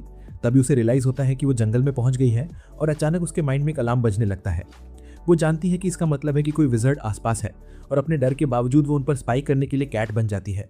उसे जंगल के बीचों बीच एक डेजर्टेड हाउस मिलता है जहां एक स्कैरी मर्सनरी एक ओल्ड और इंटिमिडेटिंग विजर्ड से बात कर रहा है और वे निको का किडनैप करने की प्लानिंग कर रहे हैं। ये सुनकर नीमू घबरा जाती है और मोरी के घर की ओर दौड़कर उसे विजर्ड के बारे में वार्निंग देती है। वो अपनी चिंता के कारण अपना प्लान पूरा नहीं कर पाती और अगले दिन जब मोरी, निको और केन स्कूल से लौट रहे होते हैं तो रेन शुरू हो जाती है। केन स्कूल के आसपास किसी भी थ्रेट का पता लगाने का डिसाइड करता है क्योंकि वे और मोरी दोनों ही बारिश के दिनों में प्रेडिक्शन के डर से बहुत अलर्ट रहते हैं। वो सोचता है कि अगर वे पूरी तरह से कॉन्फिडेंट भी हो तो भी एनिमी उन पर डायरेक्ट अटैक नहीं करेगा। और तभी नीमू वहां आती है, फाइनली बात करने के लिए रेडी हो गई है। वो खुद को एक विच के रूप में प्रेजेंट करती है और मोरी तुरंत सोचता है कि वो एनिमी है। दूसरी ओर कागो एक टफ सिचुएशन में फंस गया है। एक लोकल बुली उसे बुरी तरह पीट रहा है सिर्फ इसलिए क्योंकि वो उसके रेयर स्नीकर्स चाहता है। उसी वक्त कागो को याद आता है मिडिल स्कूल का वही लड़का जो पहले ऐसा नहीं था, मगर अब वो उसे ड्रॉप्स नाम की एक मिस्टीरियस कैंडी दिखाता है जो इंसान को पावरफुल बना सकती है और उसकी डर या हेजिटेशन मिटा देती है। वो पूछता है, ट्राई करना चाहता है, पर कागो साफ मना कर देता है। तभी वो बदमाश फिर से उस पर हमला कर देता है, लेकिन किस्मत से उसी वक्त कैन वहां पहुंचता है। वो अपने दोस्त को बचा लेता है मगर उस बुली को छत से लटका देता है जब तक वो रोने नहीं लगता। केन उससे पूछता है उस कैंडी के बारे में और उसे पता चलता है कि बस एक वेबसाइट पर अपना एड्रेस डालो और वो कैंडी फ्री में मिल जाती है। अगर कोई पुलिस को भी इन्फॉर्म करे तब भी उन्हें सिर्फ शुगर वाली हार्मलेस कैंडी ही मिलेगी। तब केन को रियलाइज होता है इसमें जरूर मैजिक है। वो लड़के से पूछता है डीलर कौन है और जवाब मिलता है वुल्फ। वो इसी स्कूल का स्टूडेंट है लेकिन कोई उसकी रियल आइडेंटिटी नहीं जानता। केन सोच में पड़ जाता है कि कोई इतनी पावरफुल चीज फ्री में क्यों बांटेगा। बदमाश कहता है अगर वुल्फ को कभी जरूरत पड़ी तो जिन जिन लोगों ने ड्रॉप्स ली हैं वो एक सिग्नल पर उसके लिए हाजिर हो जाएंगे। तभी कागो को याद आता है कि जो लोग ड्रॉप्स लेकर अनकंट्रोलेबल हो जाते हैं उन्हें डॉग्स कहा जाता है। ये सुनकर केन के अंदर सिहरन दौड़ जाती है क्योंकि यही बात तो फ्यूचर की प्रोफेसी में थी, बूंद और कुत्ते। दूसरी तरफ मोरी अब नेमू को अपने घर ले जाती है। नेमू बहुत एक्साइटेड है, पहली बार किसी दूसरी विच से मिलने वाली है। वो ये नहीं बता पाती कि वो पहले भी मिल चुकी हैं। तभी मोरी उसे थोड़ा स्ट्रिक्ट टोन में कहती है थोड़ा चुप रहो। वो कहती है कि उसे अभी भी उस पर पूरी तरह ट्रस्ट नहीं है, हो सकता है वो एनिमी हो। नेमू कामली जवाब देती है मैं दुश्मन नहीं हूं, मैंने तुम सबको देखा है। वो बताती है कि कल पहली बार उसका डेंजर अलर्ट बजा था और वो सिर्फ तब बजता है जब कोई मजिशियन पास हो। नेको को तो मजिशियन का मतलब भी नहीं पता था। नेमू समझाती है जैसे विचेस लाइट मैजिक करती हैं वैसे ही मजिशियंस डार्क मैजिक करते हैं। हम दोनों हमेशा से एनिमीज रहे हैं। वो बताती है कि बहुत साल पहले विचेस और मजिशियंस के बीच एक लंबा और डेंजरस युद्ध हुआ था जिसमें मजिशियंस खत्म हो गए थे। उसके बाद विचेस ने अपने प्रोटेक्शन के लिए एक अलर्ट सिस्टम बनाया ताकि अगर कोई बचा हुआ मजिशियन फिर से लौटे तो उन्हें वार्निंग मिल जाए। नेमो फिर मोरी और नेको को उस मजिशियन और उसके साथ के मर्सनरी के बारे में बताती है जिसे उसने कल देखा था। वे दोनों डर जाती हैं, वे हमें क्यों टारगेट कर रहे हैं। नेमो गहरी सांस लेकर कहती है क्योंकि नेको ऑर्डिनरी विच नहीं है। तो बताती है नेको है हजारों की विच जो 1000 साल में सिर्फ एक बार जन्म लेती है, 1000 मंत्रों में महारत हासिल करेगी और 1000 लोगों की जान बचाएगी। शायद मजिशियंस उसी की पावर चाहते हैं। इसी बीच केन के सामने खुद वुल्फ आता है। बिना कुछ कहे वो उसे फाइट के लिए चैलेंज कर देता है। दोनों एक पुल के नीचे जाते हैं और वहां वुल्फ केन को पूरी तरह तबाह कर देता है। केन हैरान रह जाता है, मैं हार गया। तभी उसे एहसास होता है वुल्फ वही खतरा है जिसके बारे में प्रोफेसी में कहा गया था। वुल्फ हंसते हुए कहता है मोरी को बता देना, वो अगला है। लेकिन केन उठ खड़ा होता है, तू है कौन? वुल्फ कहता है नीचे ही रह, तू जीत नहीं सकता। पर केन पीछे हटने वाला नहीं। वो उसे प्रवोक करता है और जब वुल्फ हमला करता है केन अचानक इनविजिबल हो जाता है अपने मैजिक क्लोक की मदद से। वुल्फ को लगता है वो भाग गया है मगर केन अचानक पलटकर उस पर हमला करता है। इससे वुल्फ गुस्से से भर जाता है और इस बार वो उसे बुरी तरह पीट देता है। कुछ देर बाद नेको और बाकी लोग अपने गेट के पास कुछ गिरने की आवाज़ सुनते हैं। जब वो दरवाज़ा खोलते हैं तो वहाँ बेहोश कैन पड़ा होता है। वे उसे अंदर ले आते हैं और नेको हीलिंग मैजिक करती है, बहुत मुश्किल और ड्रेनिंग स्पेल। वो उसे थोड़ा बेहतर करती है लेकिन खुद गिर पड़ती है। मोरी जल्दी से उसे स्नैक्स लाकर उसकी एनर्जी बढ़ाने की कोशिश करती है। होश में आने पर कैन उन्हें सब बताता है, कैंडीज, प्रोफेसी और वुल्फ की पावर के बारे में। नेमू कहती है इस सब के पीछे कोई मजिशियन ज़रूर है। कैन एक नया चेहरा देखकर चौंक जाता है, मगर वो खुद को इंट्रोड्यूस करती है और समझाती है अगर किसी को लंबे वक्त तक ब्रेन वॉशिंग मैजिक वाली कैंडी खिलाई जाए तो वो धीरे धीरे उसके इफेक्ट में आ जाता है। उसका मानना है कि वुल्फ पहला इंसान था जो सीधे उस मजिशियन के इन्फ्लुएंस में आया, इसलिए वो इतना पावरफुल है और शायद अब वो ब्रेन वॉश ह्यूमंस की आर्मी लीड कर रहा है नेको पर अटैक करने के लिए। अब मोरी समझ चुकी है कि आगे क्या करना है। वो नेमू से कहती है उस मजिशियन की हट फिर से ढूंढो। वो कैन को आराम करने को कहती है और नेको को उसके साथ स्कूल भेजती है ताकि वो सेफ रहे। नेमू नोटिस करती है कि इस पूरे कियोस में भी मोरी बहुत काम है। कैन मुस्कुराकर कहता है उसके पोकर फेस से धोखा मत खाना। अगले दिन मोरी स्कूल के कुछ ड्रगीज को पकड़ के धमकाती है वुल्फ कहाँ है। पहला लड़का कुछ नहीं बताता, दूसरे का पीछा करते वक्त नेको उसकी मदद के लिए ग्राउंड स्लिपरी बना देती है, पर खुद और मोरी ही स्लिपर जाते हैं। वो लड़का आइस स्केटिंग जानता है और आसानी से भाग निकलता है। तभी कागो आता है जो खुद स्किल्ड आइस स्केटर है और वो उस लड़के को पकड़ लेता है। मोरी इंटरोगेशन करती है और पता चलता है वुल्फ डर के जरिए अपना एम्पायर चलाता है। वो लड़का वुल्फ का एक रफ स्केच बनाता है और बताता है कि उसने एक बार कहा था जल्द ही मैं सारे डॉग्स को बुलाऊंगा। मोरी कागो को थैंक यू करती है लेकिन वॉर्न भी करती है अब इस मामले से दूर रहो, ये डेंजरस है। लेकिन कागो चुप नहीं बैठता। वो खुद वॉल्फ से कांटेक्ट करता है और उससे कुछ कैंडीज मंगवाता है ताकि वो उसके बारे में और जानकारी निकाल सके। मोरी और नेको हैरान होकर पूछते हैं तुम हमारे लिए इतना रिस्क क्यों ले रहे हो। कागो मुस्कुराता है मैं पहले एक फिगर स्केटर था, एक्सीडेंट के बाद मेरा कॉन्फिडेंस टूट गया, मैं अकेला पड़ गया, लेकिन तुम लोगों से मिलने के बाद सब कुछ बदल गया। अब मैं तुम्हारा दोस्त हूँ और मैं मदद करना चाहता हूँ। घर लौटते ही नेको खुद को यूजलेस महसूस करने लगती है क्योंकि हर कोई उसकी मदद करने की कोशिश कर रहा है लेकिन वो कुछ भी नहीं कर पा रही। मोरी इमीडिएटली समझ जाता है कि चुड़ैलें किसी पर दुश्मनी से अटैक नहीं कर सकती वरना वे अंधकार की ओर जा सकती हैं, इसलिए ट्रेन्ड विचेस आक्रमण जादू का इस्तेमाल नहीं कर सकती और उन्हें अपनी सेल्फ डिफेंस के लिए पावरफुल स्पीशीज जैसे राक्षस और टेंगू चाहिए होते हैं। वहीं मीमू जंगल में अपनी झोपड़ी नहीं ढूंढ पाती। उसे रियलाइज़ होता है कि वो जादू से बनाई गई थी और यहाँ इसलिए आई क्योंकि उसने गलती से इस मैजिकल सर्कल को टच कर दिया था जो उसे यहाँ लाया। कुछ ही समय बाद वही मैजिकल सर्कल फिर से उसके सामने आता है और वो देखती है वुल्फ पेड़ों को अपनी नेकेड फिस्ट से गिराकर अपकमिंग बैटल की तैयारी कर रहा है। मैजिशियन उसे शांत रहने को कहता है क्योंकि मिशन आज रात ही कंप्लीट होना है। मीमू पैनिक में भर जाती है और मोरी को वार्निंग देने दौड़ती है, लेकिन मैजिशियन उसे ट्रैप कर लेता है। उसे पता चलता है कि मीमू असल में एक विच है जो कैट में ट्रांसफॉर्म हुई थी और वो उसे मारने की कोशिश करता है। मीमू डर जाती है लेकिन तभी वुल्फ उसे उठा लेता है। वुल्फ डिसाइड करता है कि वो उसे बचाएगा क्योंकि उसे कैट्स बहुत पसंद है। मैजिशियन कहता है कि वुल्फ अपनी मिस्चीवियस साइड के लिए जाना जाता है। जैसे ही मीमू समझने की कोशिश करती है, मैजिशियन उसे एक पोशन खिला देता है जिससे वो सो जाती है और नॉर्मल फॉर्म में आती है ताकि वो उनके प्लान्स में इंटरफेयर ना करे। फिर वो वुल्फ से कहती है कि जब तक वो मोरी से लड़ता है वो डॉग्स को नेको के पीछे भेज देगा और वो इस बात से एक्साइटेड हो जाती है। दूसरी ओर मोरी और बाकी लोग भी उनके प्लान को ट्रैक कर लेते हैं। कैन मोरी को अलर्ट करता है कि वुल्फ का मुकाबला टफ होगा। मोरी नेको से कहता है कि वो उसके साथ आए क्योंकि टीम वर्क से ही जीत संभव है। नेको खुशी खुशी अग्री कर जाती है। फिर मोरी कैन को इंस्ट्रक्ट करता है कि वो मैजिशियन को ढूंढे और बीच में अटैक करे ताकि उसके कंट्रोल में रहने वाले सारे लड़के फ्री हो जाएं। तभी कागो दौड़ता हुआ आता है क्योंकि उसे वुल्फ का बुलावा मिला था। डॉग्स को एक बड़े मिशन के लिए पार्क में इकट्ठा करना था। गैंग उसका पीछा करते हुए पार्क पहुंचती है जहां कुछ ड्रंक लड़के उनका सामना करने के लिए वेट कर रहे हैं। कागो अचानक अपने शूज का लेस बांधता है और सबको आगे बढ़ने को कहता है। जैसे ही वे आगे बढ़ते हैं, मोरी एक मैजिकल सर्कल पर कदम रख देता है और टेलीपोर्ट हो जाता है। कागो उसका पीछा करता है और जब तक नेको और टैन वापस आते हैं, मोरी कंप्लीटली वैनिश हो चुका होता है। मोरी खुद को मैजिशियन की झोपड़ी के सामने पाता है और कागो उसे धन्यवाद देता है कि उसने इतना भरोसा किया कि मोरी अपनी अलर्टनेस कम कर सके। मोरी कहता है इसका मतलब क्या है।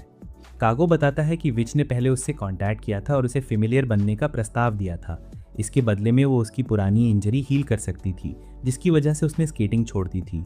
मोरी को डिसबिलीफ होता है कि वो भी फेमिलियर फैमिली से है। कागो बताता है कि वो वेयरवुल्फ फैमिली से है और जैसे ही वे क्रेसेंट शेप्ड ऑब्जेक्ट देखते हैं वे अपनी इच्छा से ट्रांसफॉर्म हो सकते हैं। फिर वो अपना आर्म बैंड देखता है और ट्रांसफॉर्म हो जाता है। वो कहता है जैसे मॉन्स्टर्स के हॉर्न्स और टेंगू के विंग्स उड़ गए, वैसे ही वेयरवुल्व्स बस स्ट्रॉन्गर होते हैं, पर्सनालिटी चेंज होती है, ठीक वैसे ही जैसे कागो वुल्फ में बदल गया। मोरी पूरी कंफ्यूजन में है और तभी कागो उस पर अटैक करना शुरू कर देता है। हालांकि मल्टीपल अटैक्स के बाद भी मोरी अनहार्म्ड रहता है। वो कागो से कहता है कि ये केन को डिफीट करने के लिए इनफ है, लेकिन ये अलग फील देता है। फिर वो केन के स्टमक में पंच मारता है जिससे वो बेहोश हो जाता है। दूसरी ओर मीमू ओरिजिनल वर्ल्ड में एक बेंच पर जागती है और उसे मैसेज मिलता है कि बाकी की गैंग मैजिशियन का सामना करने पार्क में जा चुकी है। इस बीच मेको पागल लड़कों की क्राउड देखकर टेंस हो जाती है और उसका अलर्ट ट्रिगर हो जाता है। केन मोरी और कागो को फोन करने की कोशिश करता है लेकिन वो आंसर नहीं करते, तो मेको खुद ही क्राउड से निपटने का प्लान बनाती है। वो वरीड है कि केन अकेले लड़ नहीं पाएगा, खासकर घायल होने के बावजूद, लेकिन वो कहती है हम कुछ तो करेंगे। मेको डिसाइड करती है कि उन्हें विजिबिलिटी स्पेल लगाना होगा और वे क्राउड में घुसकर रियल मैजिशियन को ढूंढने की कोशिश करते हैं, लेकिन मैजिशियन उन्हें स्पेल यूज करते हुए डिटेक्ट कर लेती है और अपने मिनियंस को अटैक करने के लिए भेज देती है। केन और मेको तुरंत रिट्रीट करते हैं। केन रेडी हो जाता है फाइट के लिए, लेकिन मेको एक रिस्की लेकिन ज़्यादा इफेक्टिव प्लान सोचती है। वो केन को अपनी स्ट्रैटेजी फॉलो करने के लिए कन्विंस करती है और फिर एयर से क्राउड के ऊपर से उन्हें पीछा करने पर मजबूर कर देती है। हालांकि ये सिर्फ मैजिशियन का पता लगाने के लिए था, जो अभी भी इनविजिबल है और हमला कर सकता है। मैजिशियन रियलाइज करती है और अपने मिनियंस को कैन पर भेजती है, लेकिन पता चलता है कि मेको ने उसका क्लोन क्रिएट कर लिया है। उसका दूसरा क्लोन पीछे से अटैक करके मैजिशियन को अनकॉन्शियस कर देता है। मैजिशियन विशालकाय होती है, लेकिन ये सच नहीं है कि वही मास्टरमाइंड है। असल मैजिशियन एक छोटी ओल्ड लेडी होती है जो एक टाइनी लग्जूरियस पॉट में उड़ रही होती है। गैंग शॉक्ड है कि यही वही पर्सन है जिसके बारे में वे वरीड थे। केन का एक स्लैप उस पर पड़ा और वो बेहोश हो जाती है। फिर केन उसे पकड़कर पेड़ से बांध देता है क्वेश्चनिंग मोड में। ओल्ड लेडी कहती है कि जब उसने अपनी मैजिकल पावर्स डिस्कवर की थी, वो बस एक लिटिल गर्ल थी। सेल्फ थॉट होने की वजह से वो मैजिशियन बन गई। वो बस खुश रहना चाहती थी, लेकिन ओल्ड मैजिशियन बनने के बाद भी ऐसा नहीं कर पा रही थी। तभी एक मिस्टीरियस पर्सन आया और कहा कि अगर वो सैक्रिफाइस देगी तो उसकी हिडन पावर अवेकन हो जाएगी।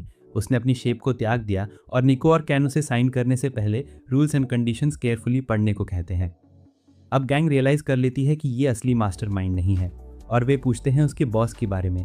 मैजिशियन कुछ भी रिवील नहीं करती और कैन उसे प्रोवोक करता है फिंगर्स मूव करते हुए इंट्रोगेशन मोड में। तभी नीमू वहां पहुंचती है और जल्दी से निको और कैन को बताती है कि उसे जादूगर के रियल फॉर्म के बारे में सब पता चल गया था, लेकिन सच्चाई बताने से पहले ही वो पकड़ी गई। वो मोरी के बारे में पूछती है और उसे पता चलता है कि वो कागो के साथ गायब हो गया था। बस इतना सुनना था कि नीमू सब कनेक्ट कर लेती है। उसे समझ आता है कि कागो ही वो वुल्फ नाम का वेयरवुल्फ है और इस वक्त वो और मोरी आमने सामने हैं। ये सुनकर सबके होश उड़ जाते हैं। तभी नीमू जादूगर से कहती है कि वो उन्हें तुरंत वहां ले जाए जहां दोनों अभी लड़ रहे हैं। उधर मोरी को एहसास होता है कि कागो वाकई उतनी पावरफुल है जितना वो। अपने शार्प क्लॉस और तेज इंस्टिंक्ट्स के साथ वो उसकी हर चाल पढ़ रहा है। मोरी थोड़ा कैजुअली बात छेड़ देता है, बस उसका ध्यान भटकाने के लिए, और कहता है मुझे तो लगा था कि वेयरवुल्फ सब एक्सटिंक्ट हो चुके हैं। कागो थोड़ा हंसते हुए कहता है कि उसे ये पावर्स अपने पिता से मिली हैं और वो कई जनरेशंस में पहला इंसान है जिसने अपनी वेयरवुल्फ शक्ति को अवेकन किया है। मोरी पूछता है और तेरे इस फॉर्म का तेरे असली रूप से क्या कनेक्शन है? तो वुल्फ जवाब देता है कि वो दोनों अलग अलग एग्जिस्ट करते हैं।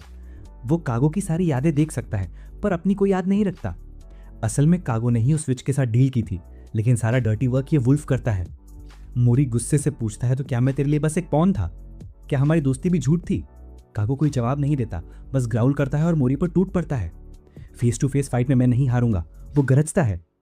मोरी शांत लहजे में कहता है मैं अकेला नहीं हूं। और तभी अचानक कागो स्लाइम जेल में फंस जाता है, जो मिको ने पीछे से स्पेल डालकर एक्टिवेट किया था। मोरी मौका देखकर उस पर जोरदार वार करता है और कहता है तू जीत नहीं सकता क्योंकि मेरे पास दोस्त हैं। लेकिन अब मिको की मैजिक एनर्जी खत्म हो चुकी है। वो अब मोरी का साथ नहीं दे पाती। विच चिल्लाती है अब मौका है कागो, उसे खत्म कर दो।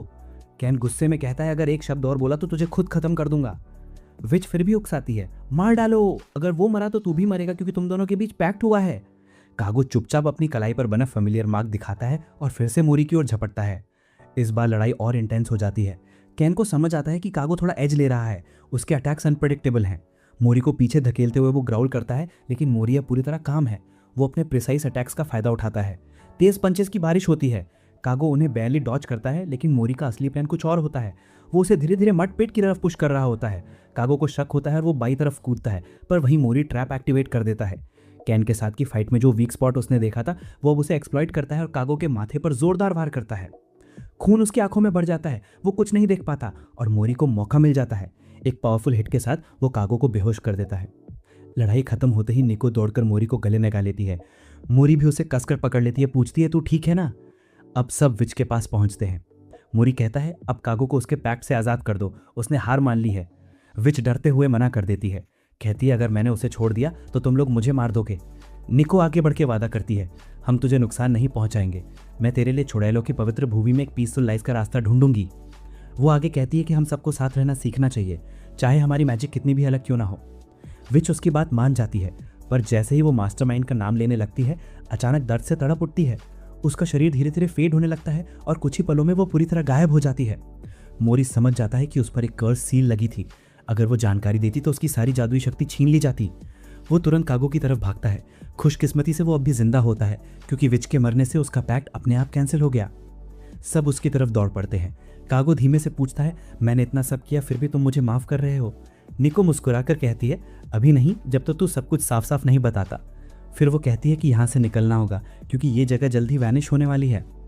थोड़ी देर बाद सब एक पब्लिक बाथ हाउस में पहुंचते हैं। वहाँ कागो सच बताता है। विच ने उसे कहा था कि अगर वो उसका फेमिलियर बन जाए तो वो उसे एक एलिक्सिर देगी जो उसकी माँ की बीमारी ठीक कर सकता है। नीमू तुरंत बोल उठती है, वो झूठ बोल रही थी, ऐसा एलिक्सिर एग्जिस्ट ही नहीं करता, क्योंकि उसके जन्म के वक्त किसी को उसकी मैजिक का पता नहीं था। लेकिन निको के पास सच में वो एलिक्सिर होता है। सबके मना करने के बावजूद वो उसे कागो की माँ को दे देती है। थोड़ी देर में मिराकल होता है। उसकी माँ व्हीलचेयर से उठ खड़ी होती है, पूरी तरह ठीक। कागो की आंखों से आंसू बहने लगते हैं। केन और निको भी रो पड़ते हैं। सिर्फ मोहरी शांत खड़ी रहती है, चेहरे पर हल्की मुस्कान के साथ। उसके बाद कागो की माँ सबके लिए खाना बनाती है, कहती है मैं तुम्हारा यह एहसान कभी नहीं चुका पाऊंगी। मोरी मुस्कुराकर कहती है तो ये काम कागो करेगा। उसकी माँ भी हंसकर मान जाती है। अब कागो टीम के साथ ही रहने का फैसला करता है, क्योंकि उसकी माँ फिर से काम पर लौट चुकी है और जल्द ही फॉरेन टूर्स पर जाएगी। मोरी कहता है कि कागो अब निको का बॉडीगार्ड बनेगा, क्योंकि जो डेंजर प्रोफेसी में बताया गया है वो अभी खत्म नहीं हुआ। निको हंसकर कहती है, वेलकम बैक कागो। अगले दिन सब एक साथ अपनी नई जिंदगी शुरू करते हैं। कागो थोड़ा ऑकवर्ड फील करता है। वो खुद को कूल दिखाने के लिए अपनी वियर्ड हॉबीज के बारे में बात करने लगता है, लेकिन सब अब उसे समझ चुके हैं, वो बस अटेंशन खींचने की कोशिश कर रहा है। फिर भी सबको पता चलता है कि उसके पास एक खास एबिलिटी है, वो बिना मून देखे भी ट्रांसफॉर्म हो सकता है। और यहीं खत्म होता है सीजन 1।